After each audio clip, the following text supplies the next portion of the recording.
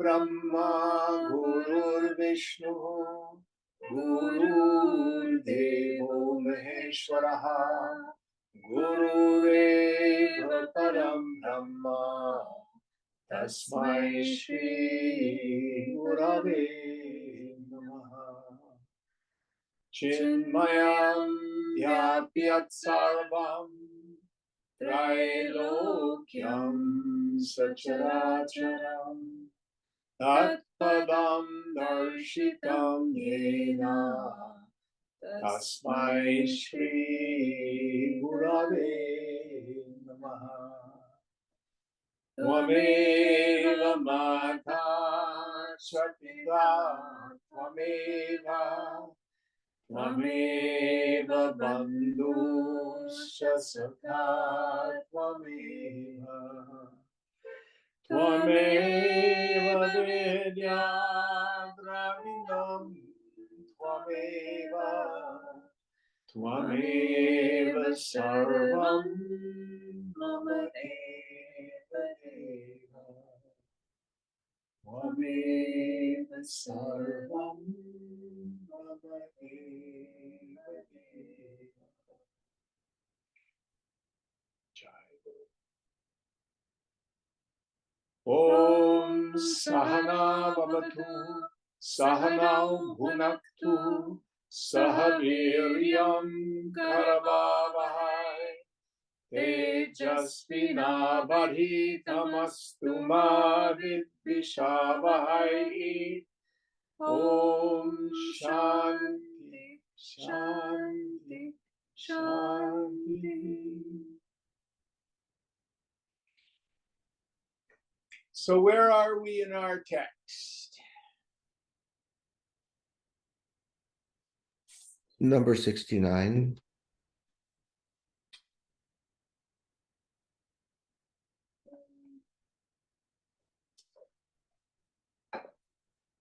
Do you have your copy? I do. Okay. Just give me a second to find it.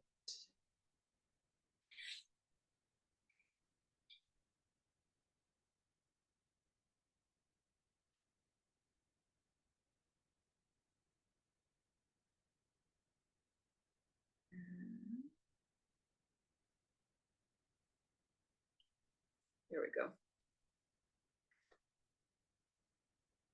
Tasmagyabhasa buddhinam vivekat pravartitaha janatityadi shabdasya pratyayo yacha tatsmritihi. Therefore, the words knows, etc., the corresponding modifications of the mind and their memory are possible on account of the indiscrimination regarding the self, the intellect, and the reflection of the self in it. So the topic under discussion has been, what does the knowing?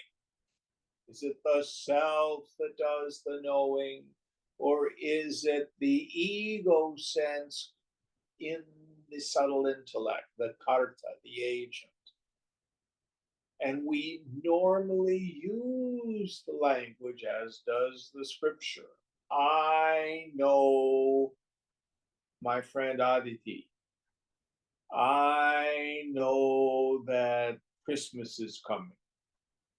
But is that kind of knowing the knowing that we're talking about with the self? So essentially, when we have this Brahman contact, when the self illumines the subtle intellect borrows its luminosity. Shankara will use frequently the image, if you take a ball of iron and you put it in the forge, the iron borrows the dharma of the fire. It becomes hot and glows. So it seems like I, Jim, the individual, know stuff. What Shankara is saying here is that the source of that is actually the self. In the mind, and that personal sense of self evaporates, but the knowing principle and its self-evidence is not known as a object. When Jim knows stuff, there's nowhere knowing and known. There's an objective reality known.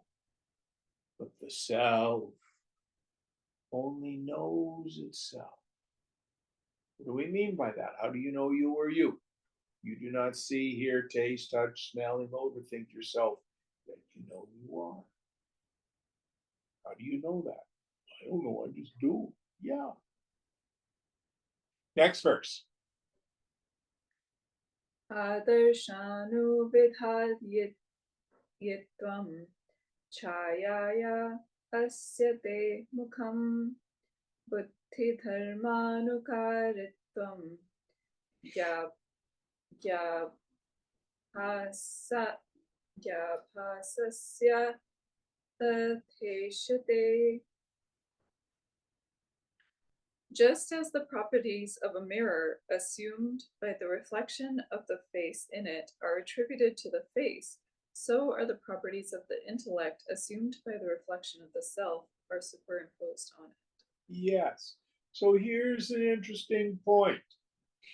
If I go into the bathroom and I look at my reflection in the mirror and I see my eyes in the mirror, can the eyes in the mirror see anything?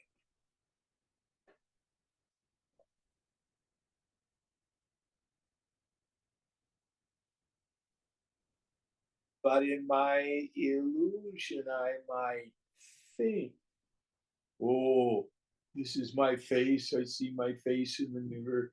The face in the mirror has the qualities of my face. The face in the mirror is jada, it's inert.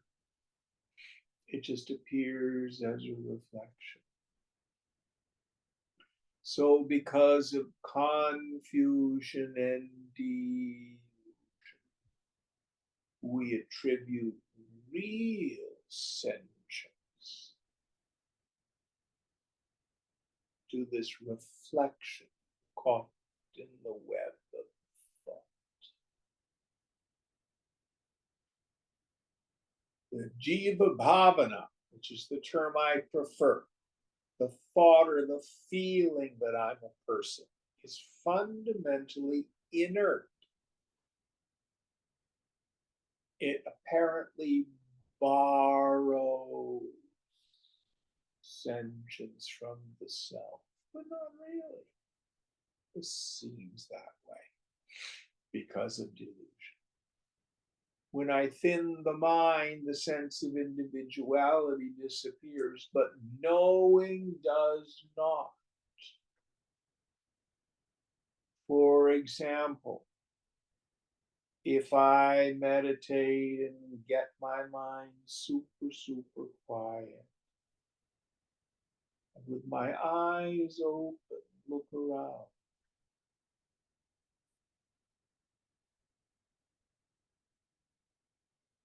who sees the world of name and form?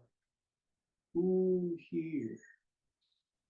And if I look for a gym, I can't find it.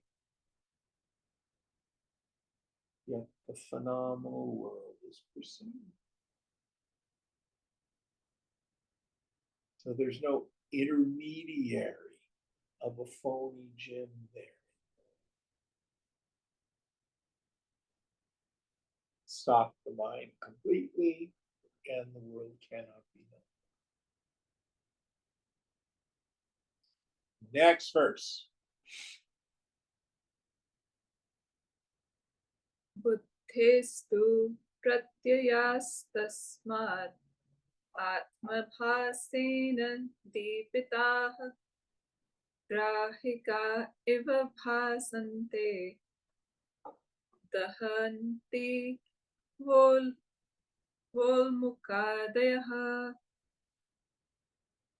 Just as torches and other things appear to be possessed of the power of burning on account of there being fire in them, so the modifications of the intellect, illumined by the reflection of the self, appear to be endowed with the power of perception. So it's this asparsha yoga is the term we get in Gita. The root is prichati, which means to touch. So asparsha means untouched. Yoga means join. So we can talk about Brahman contact, the contact of the self with the body, mind, intellect, enlivens it.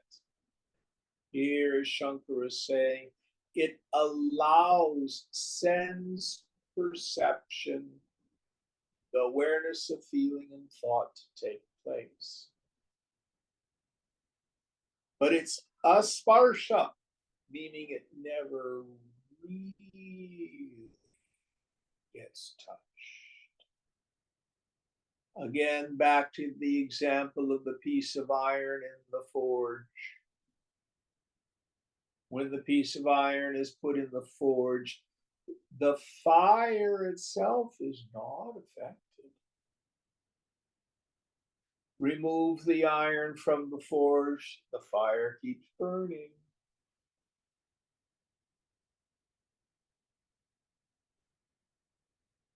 So it's a borrowed luminosity, a borrowed sentience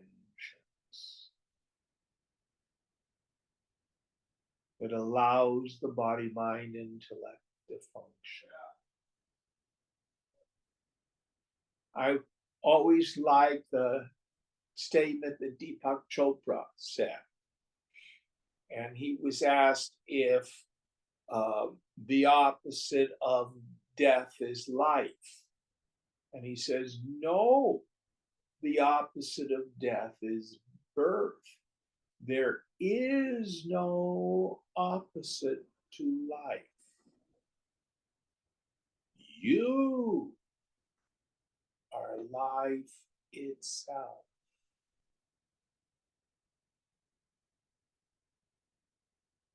In Gita, in the 16th verse in the 2nd chapter, Krishna plays with these two words of Sat and Bhava, existence and being.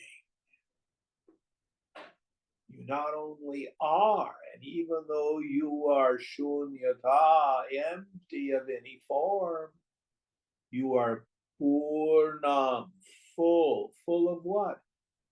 Being. You are a conscious, sentient entity, not an individual entity, only one entity.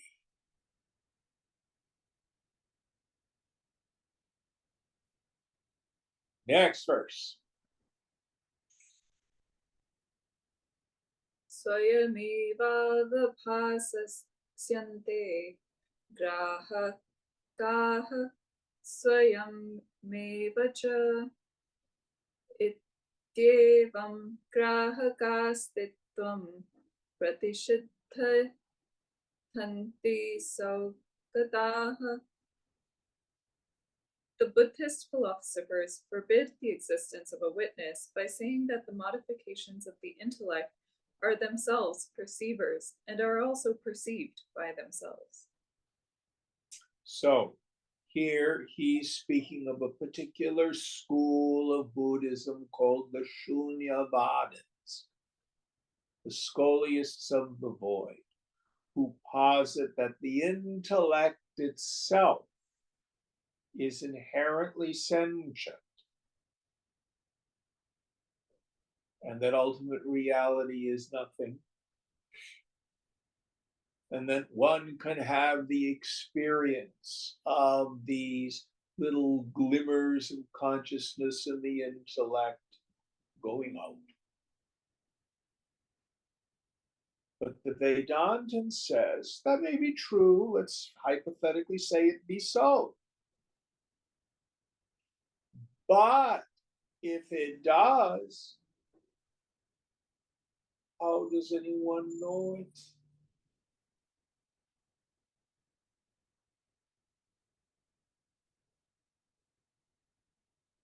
So what the Vedantin says is the real teaching of the Buddha is no different than the Vedanta. Something does disappear, no doubt about it. And that is this karta, this agent, this ahankara. Again, the word kara comes from the root kri, to make or to do. Ahankara or ahankriti is usually translated as ego. But it means what causes a phony sense of I, what creates a false self, which is essentially inert. Yes, it does disappear. Samadhi, it's very clear. It's gone. So the samadhi of the Vedantins is no different than the satori of the Buddhists. Both could say, I don't exist, meaning the individuality. But something there is that always exists. You can call it your Buddha nature. You can call it the ground of being. You can call it Brahma. You can call it Atma. Nirvana Shatakam, Shankara will say, Shivoham, Shivoham. I am Shiva, I am auspicious. No name can define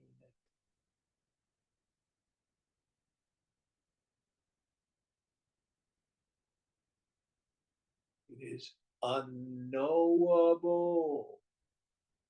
By the known means of perception, the five senses, the mind, the intellect. Yet it is not unknown.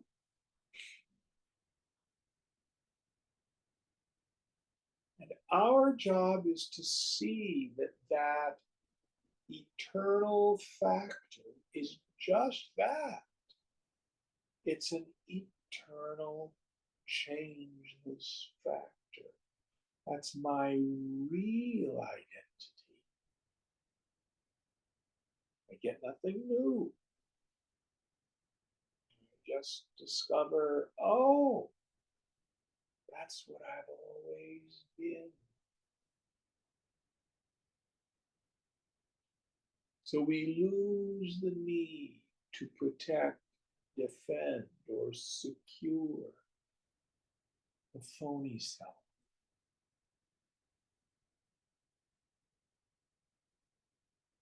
What concern have I with how the body, mind, intellect shows up?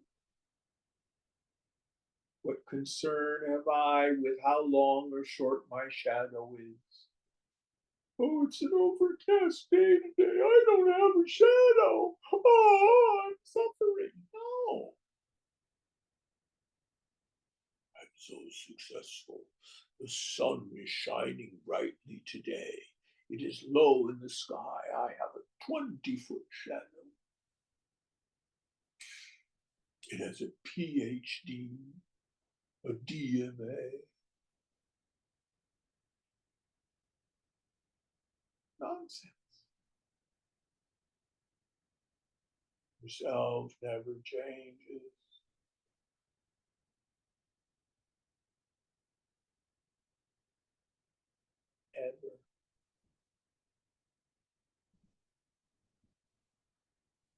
So what must we do? Over and over and over. The best of our ability, thin the mind, stop the mind, look. Who am I? Did that touch or change me? No, still just witnessing consciousness. Oh, I got all these accolades. Well, I'm still just witnessing consciousness. And then they fired me. Well, still just witnessing consciousness.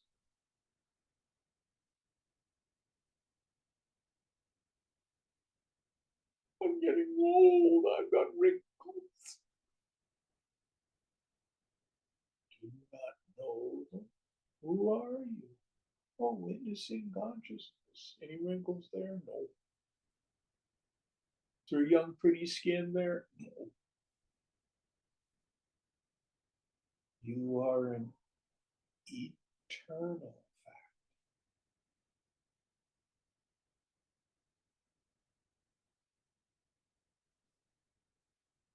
Don't believe me. Don't believe Shankar.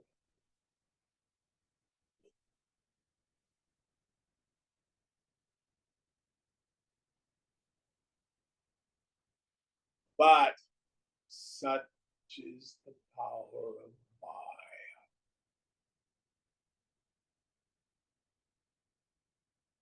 The mind can be covered by ignorance. And that ch18, that reflected self, that false self, seems like it's weak.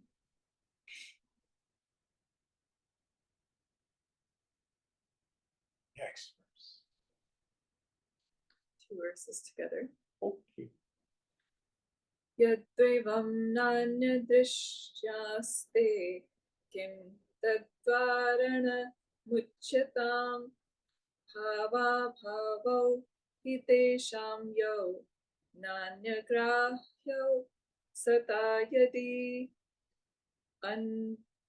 anvayi grahakastesham ityeti ityetadapi tatsamam achittitvasya tulyatvat anyasminna prahake sati.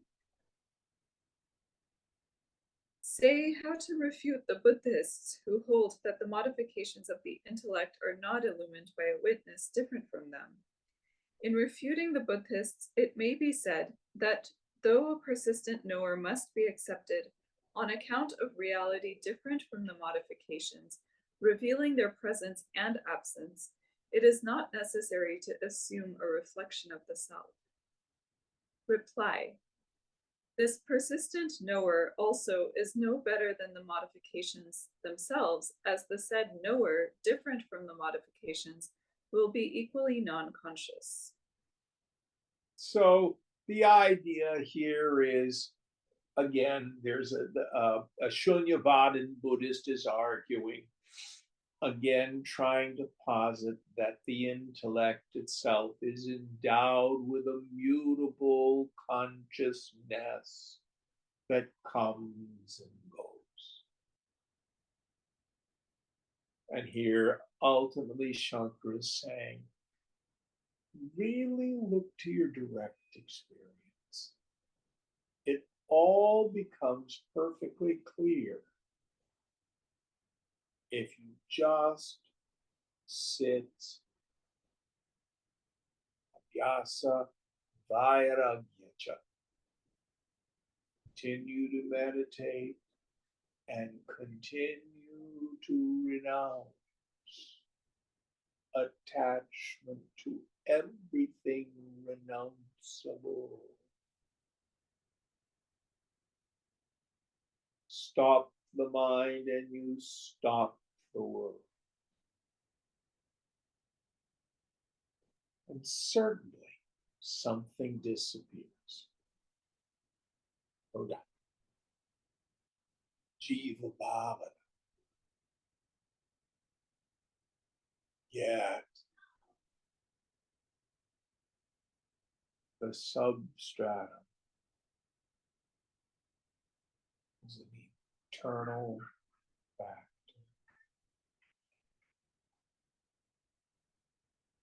Next verse. Adhyakshasya samipe tu siddhihi saditi chinmatam nadhyakshe nupakaritvat anyatrapi prasangataha.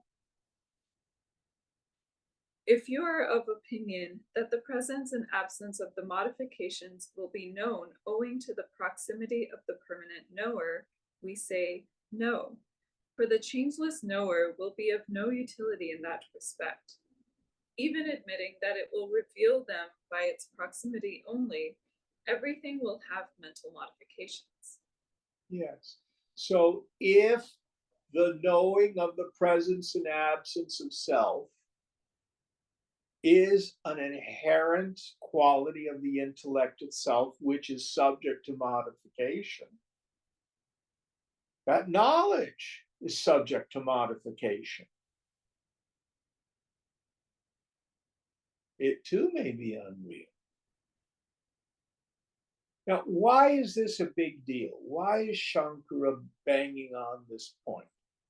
First and foremost, at the time of Shankara, in the late 8th century, Buddhism was still a primary practice and philosophy in India. Hinduism had degenerated to the point of ritualism. So he converted Hindus back to Hinduism. That was one of his functions. And he engaged in debate with them. But the other reason, if you are a Shunyavadan,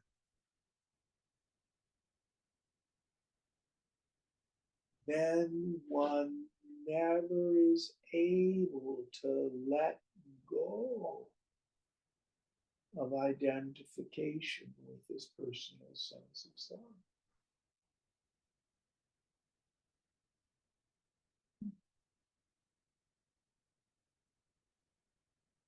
So the Shunyavadins posit that the sense of individuality is a transient, temporary thing.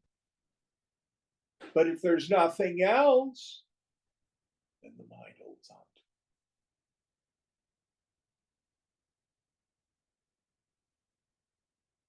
it. And then what happens? One gets all focused on karma, purification, fixing this personal sense of self, even though temporary. And what the Vedantins say is the only way to ultimately heal the mind is to get out of it.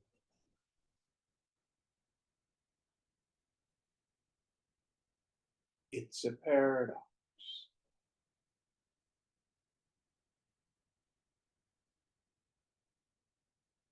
Mind settles down finally when it grasps its own fundamental unreality.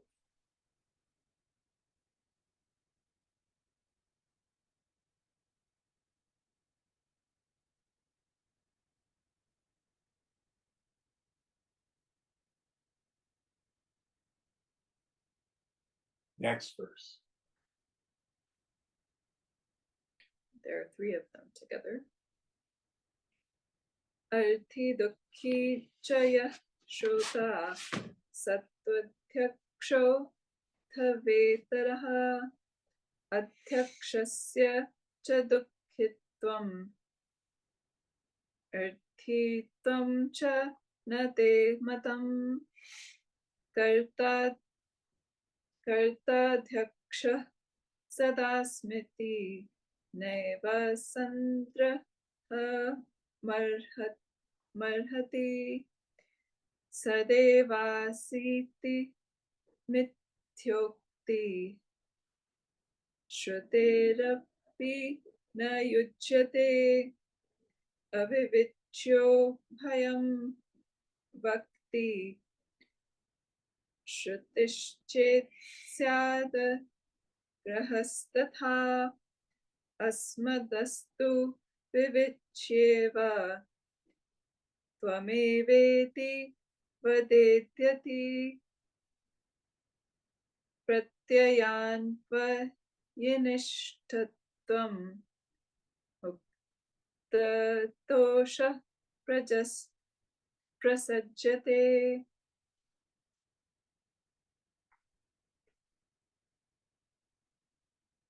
Is the disciple who is suffering from the misery due to transmigratory existence and seeking liberation the witness itself or other than it?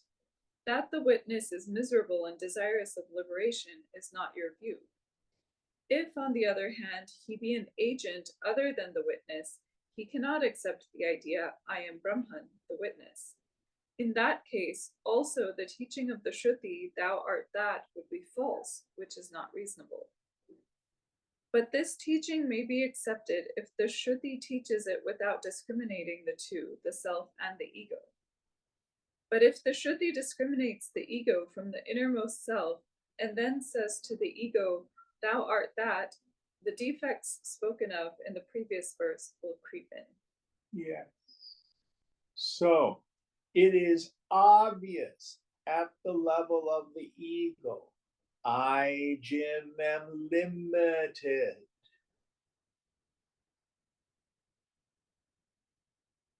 My body gets sick, and I'm happy. Bad things happen. Good things happen. The mind has agency. I do this, I do not do that. If that karta, that agent, is the self, then Brahman's got some problems. And Tattvamasi is not true.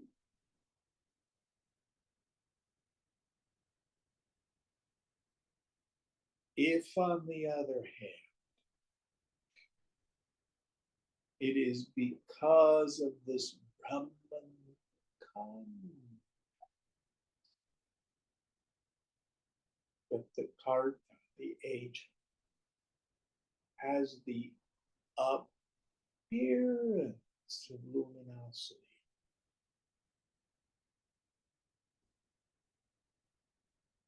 And I, Aham Brahmasmi, and Brahman. What is Brahman? Prajnanam Brahma. Brahman is consciousness. I am Atma Brahma. This self is obviously what the scriptures are talking about. Remember, they're the ultimate authority for a Hindu. For those of us who are in the West, we don't see them quite the same way. But if they are true, obviously they're not talking about the individuality. Yet, Brahman is the substratum of the sense of ego. Because even though I feel like I'm good, I'm bad, successful, not successful, doing well, not doing well, I never doubt that I am. I have a fundamental, direct experience of being, of sentience. It's just in the mind that I have this adhyasa, this superimposition.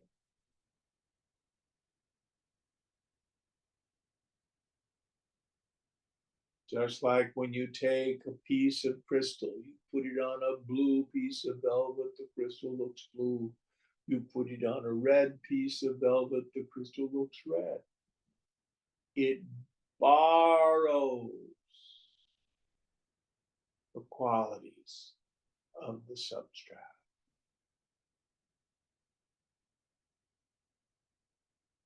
Now, figuring this out philosophically is what we call paroksha jnanam, indirect knowledge.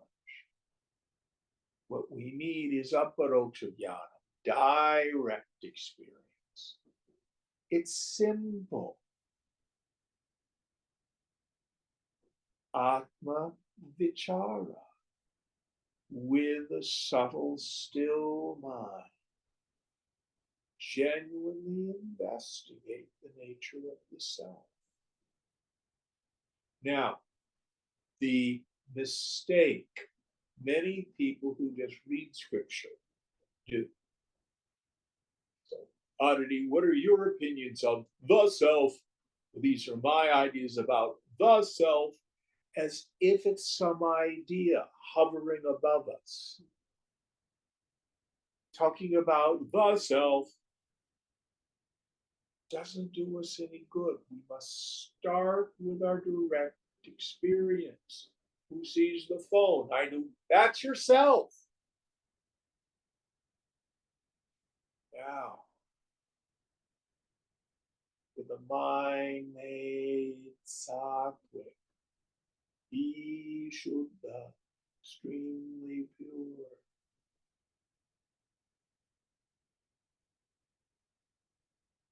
Who knows the thoughts and even the space between?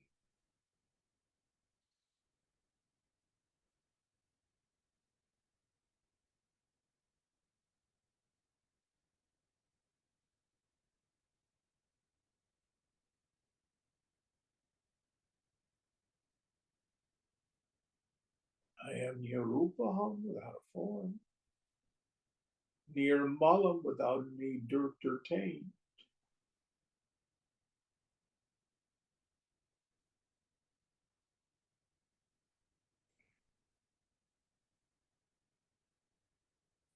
Vast, empty, like an expanse of sky.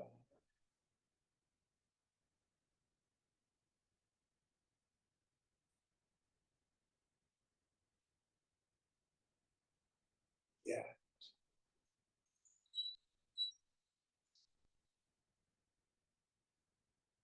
sentient, existent being. Not an it, you're a who.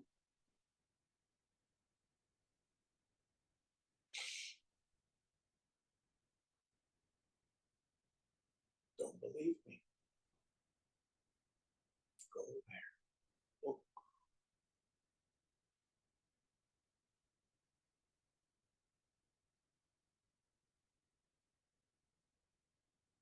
Next verse. Tvamityadhyakshaniஷ்ഠश्चेत् hamadhyakshyoh katham sambandho vacha evatra yena tvamiti lakshayet. If you say that the word thou finally means the witness, you must explain how there can be a relation between it and the ego, so that the word thou may express the witness indirectly. So, what is the relationless relationship between the self and the ego? Ahankara, ego, and aham, the self. What's the similarity? What's the difference? How do I discriminate between the real self and the jiva, the ego, the false self? Let's see what happens.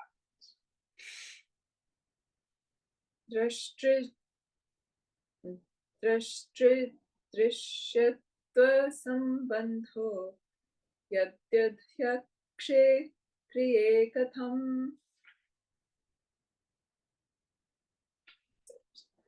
Objection. Suppose the relation is one of the seer and the seen. Reply. How can it be with regard to the witness, which is devoid of activity? So, is there consciousness one that's aware of consciousness two? It's interesting.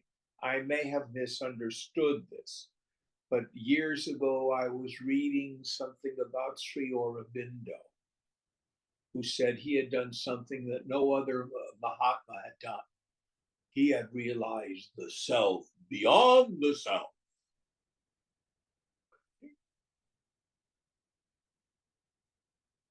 Myself saw the self that's beyond the self. What is the locus of sentience? Vedanta says it is one. What is that by which everything is known? Without which nothing can be known. Beyond which there is nothing to know.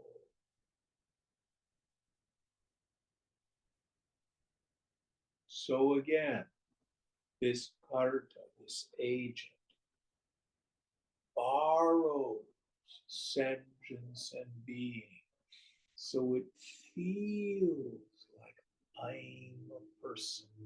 Again, this is very easy to understand if we go to the dream state. In the dream, I have a dream body and I have a dream ego identified with it that sees the dream world and has reactions to it. But I, the waker, am in my bed. Yet my mind creates another false self called the dream ego, which runs around in the dream body. And I'm convinced that the body of my dream is me. And the dream ego seems sentient. But everything in the dream, if it appears alive and sentient, it borrows sat and bhava from me. This is no different.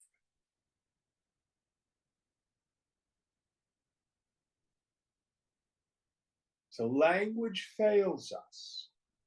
The scriptures will use terms like the self is the substratum of the ego. Easiest way I can explain it, if I have a sentence, I am Jim. I am too fat. I am getting old. I am feeling poorly. I am very successful today. I am so talented. We take our spiritual scissors, chomp. Just stay with I am. Everything that falls away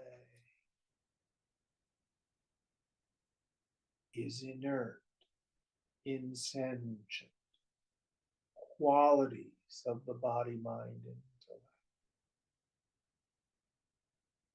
And that kind of thinking, I am something, is what creates the false self, the phony self.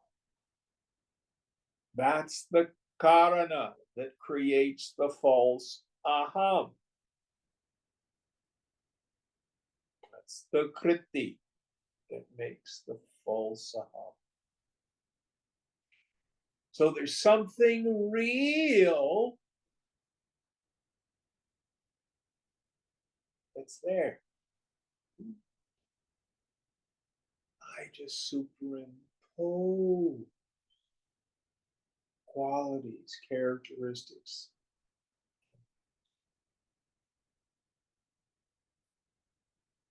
This is why once you get that it's you,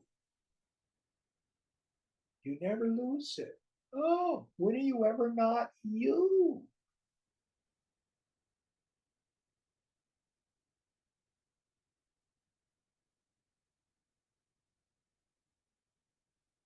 Next verse.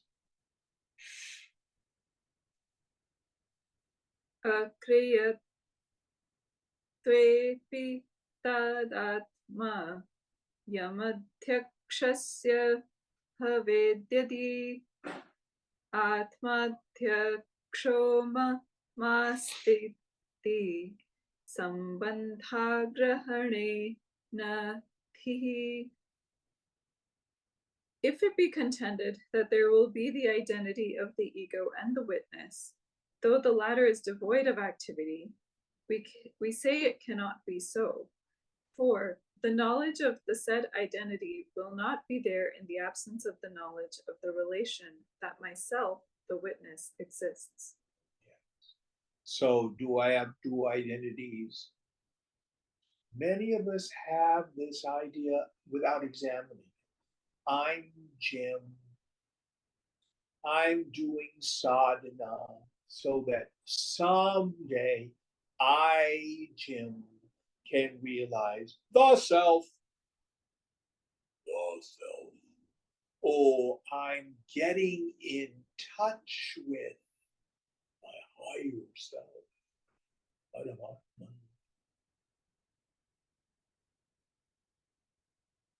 So my assumption is my sentience, my identity is with the ego, and there's something up there, out there, behind there,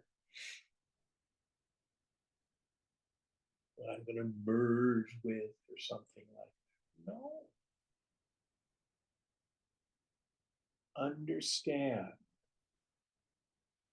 if the self could be gained, it could be lost. You are an eternal factor. This is the great cosmic joke.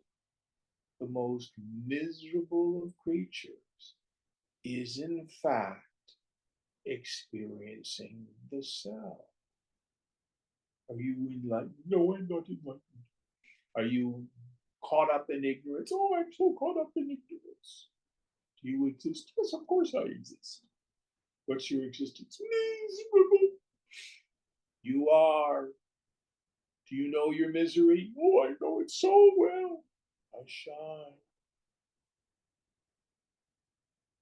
Ignorance never even really covers the self.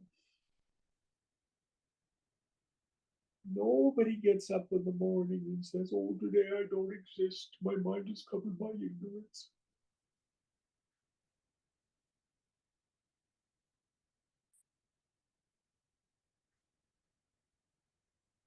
Never. But it feels like I come and go, up and down, change, because I attribute to myself the qualities of the not self.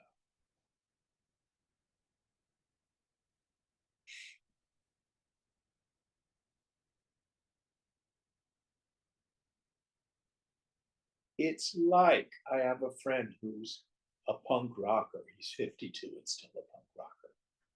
Wears this necklace with spikes on it, has, you know, a thing in his lip and in his eyebrow and all this paraphernalia. Punk rocker, heavy metal. But if someone were to take off all this jewelry and put him in a three-piece suit, he might say, "Oh, that's not me." Is that true?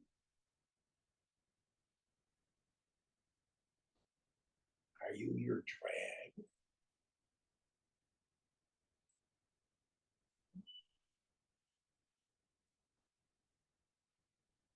So also the body, the feelings, the thoughts, and the thoughts of self are drag. It's all stuff.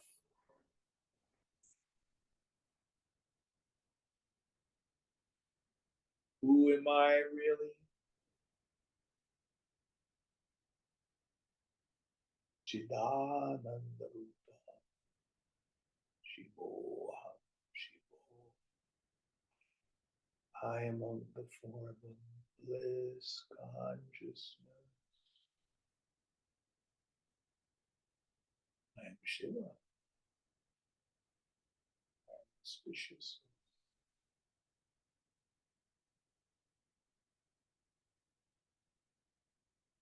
Next verse.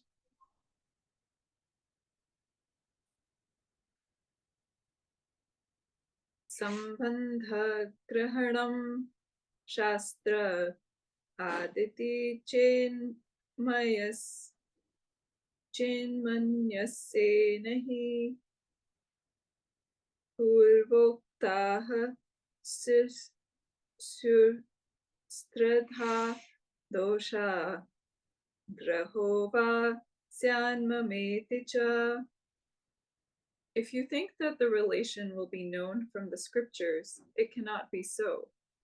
For in that case, all the three defects spoken of before will arise, and it will be a knowledge of the relation.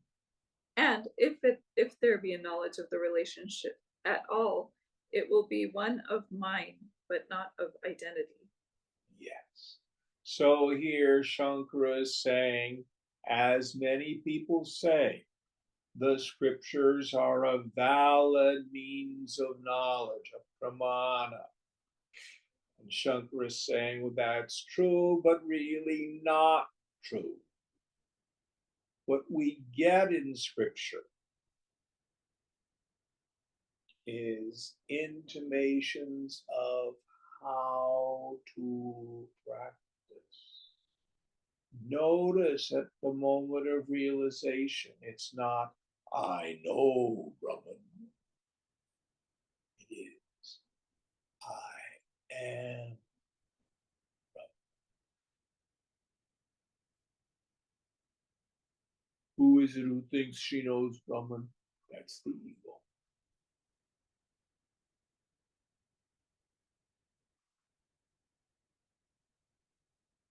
So it's not knowledge in that sense. It's identity. This is why in Vivekachudamani, Shankara will say, without knowledge of the self, study of the scripture is futile. With knowledge of the self, study of the scripture is again futile. Why? You become an Upadesha. So what is the purpose of the scripture? It is a safe link. It is a bridge for the divine vision that the Buddha has to be transmitted.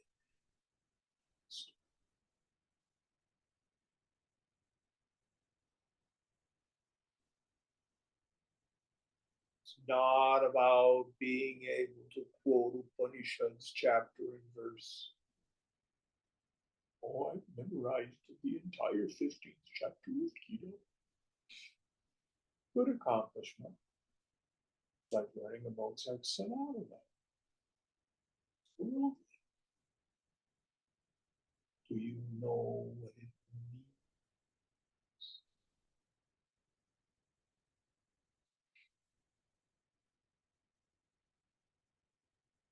If you plumb the depths of just one of the short Mahavakyas.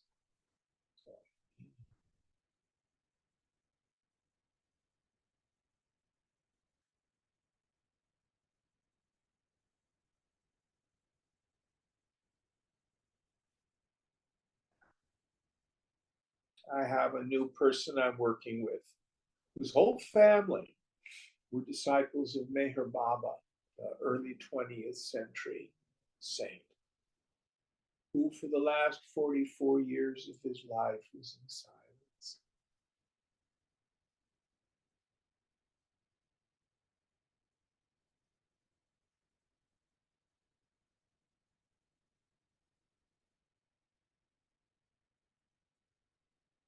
With a real guru, who they are speaks much louder than anything they could ever say.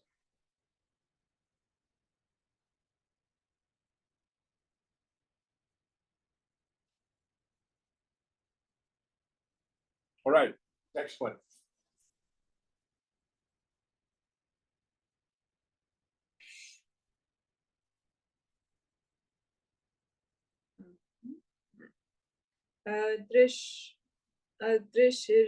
दृश्यरूपेण भाति बुद्धिर्यदा तदा प्रत्यया अपि तस्याः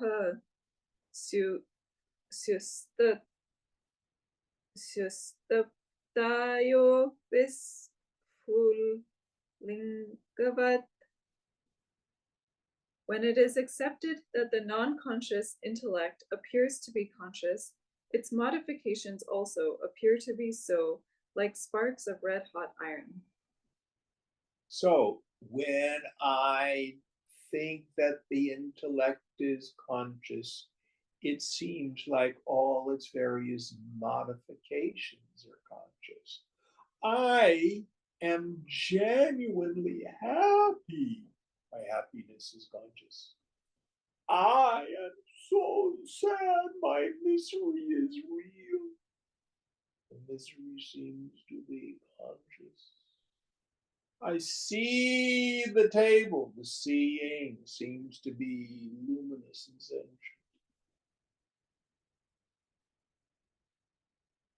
And again, we're not saying that it doesn't appear to be that way.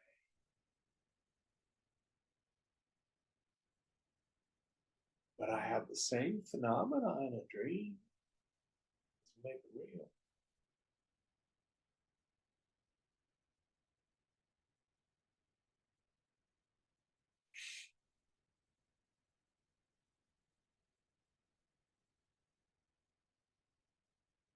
You are consciousness.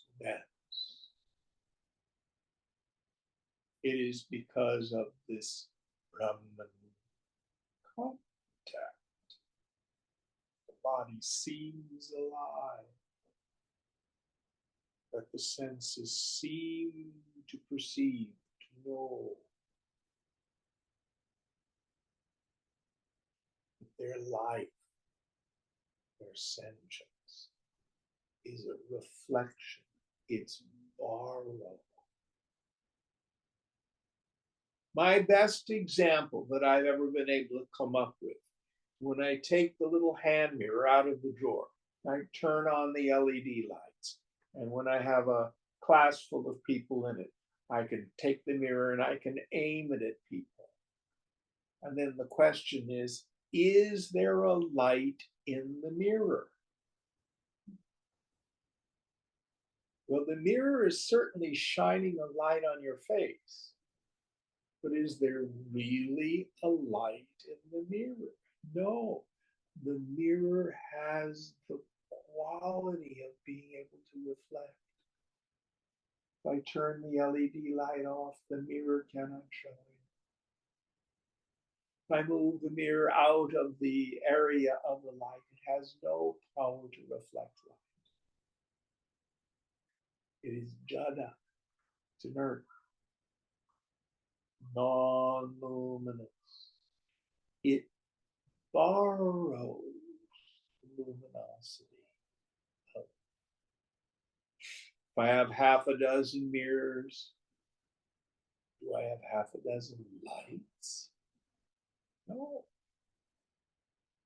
Just like Aditi seems different than me, different from Mark, different from David. We all seem to have different consciousnesses. You know different stuff than I know. It's nothing more than like half a dozen mirrors.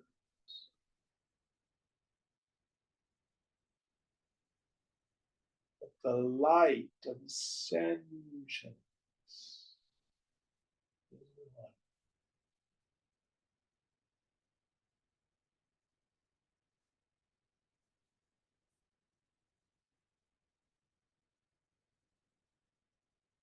All right, one more.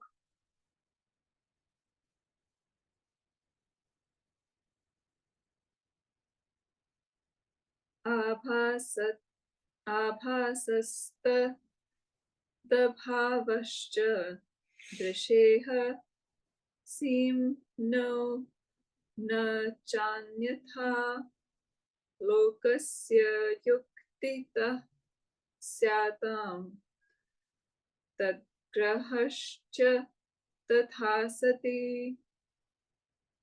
The knowledge on the part of the people of the appearance and disappearance of the mental modifications is possible only on account of the witness, which is the limit, and in no other way. And if the reflection of the self is accepted, the intellect may know itself to be Brahman. So, the various modifications of the intellect are illumined by me. Do you know the self? No, Jim, I do not know the self. Do you know that you do not know? Well, of course I do. Oh, Jim, my mind stopped in meditation. I think I know the self. This is good. Do you know this knowledge in the intellect? Yes. So listen carefully. We're dealing with two kinds of knowledge. The first knowledge is a perfect knowledge. It cannot be gained. It always already is. You cannot lose it. That is the self-evidence of the self. But the subtle intellect can investigate that direct experience and has what the scriptures call pratya vijnana, recognition.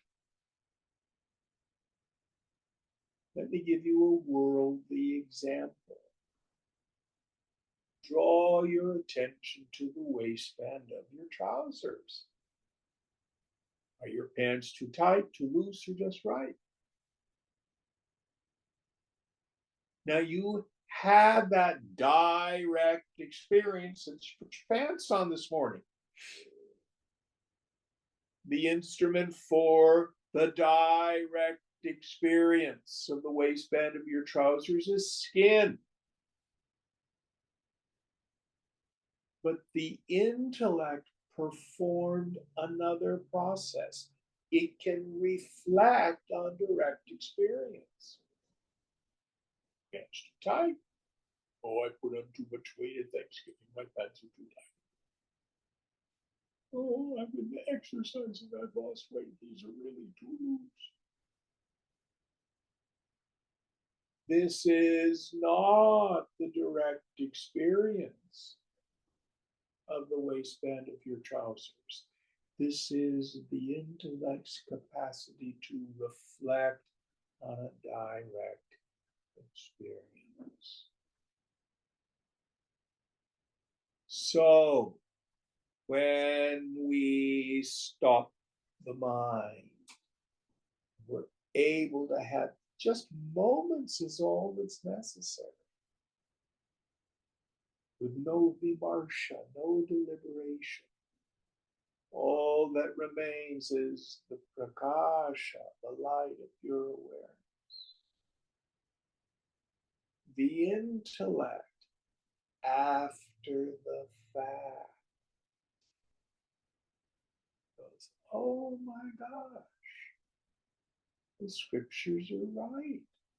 There's nobody there. No personal sense of self is real. I've seen this is true because I now grasp the real self.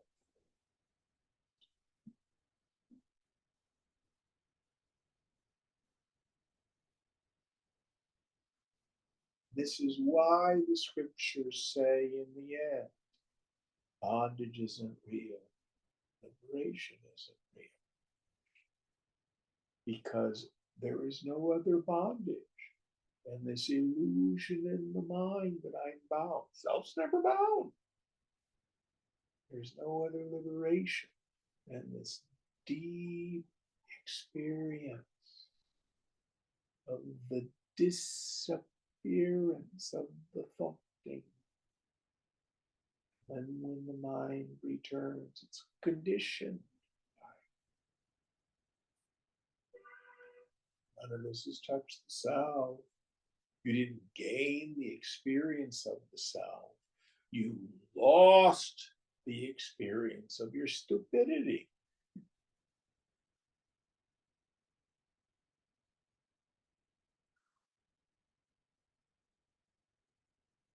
All right. We will end here.